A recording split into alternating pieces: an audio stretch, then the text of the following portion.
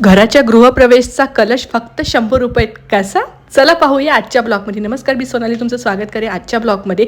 हा व्हिडिओ थोडा जुना आहे, पण खूप दिवसानंतर आज मी अपलोड करते. तसा मी एक मिनी म्युझिकल ब्लॉगमध्ये तो अपलोड केलाच आहे, पण व्हॉइस ओव्हर जो व्हिडिओ होता तो अपलोड करायचाच राहून गेला.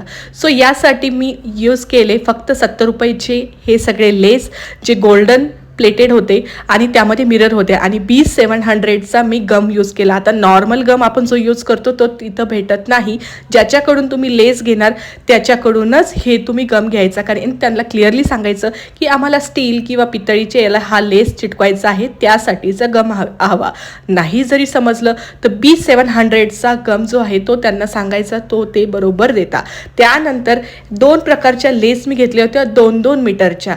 पहिला घेतला होता गोल्डन विथ मिरर गोल्ड प्लेटेडचा, आणि नंतरचा घेतला होता छोट्याशा मोत्याचा. ह्या दोन्हीमध्येच आम्ही कव्हर केलं आमची क्रिएटिव्हिटी. आता माझी एक पहिल्यापासूनची इच्छा होती की माझ्या घराचं जेव्हा पण गृहप्रवेश राहील आणि त्याचा जो कलश असेल तो मीच तयार करणार, आणि ते मी सुरुवात केली होती माझ्या घरभरणीच्या म्हणजेच वास्तुशांतीच्या पहिले 7 दिवस अगोदर.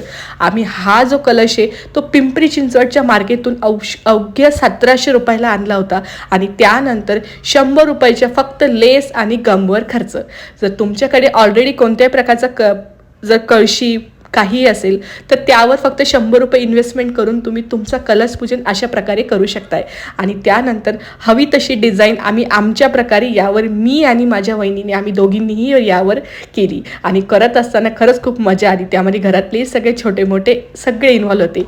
सो कसा वाटला माझा वास्तुशांतीचा कलश पूजनाचा हा कलश नक्कीच कमेंट बॉक्समध्ये सांगा, आणि आवडलाच तर नक्की ट्राय करा. भेटू परत नवीन ब्लॉगसहित नवीन वेळेवर. बाय.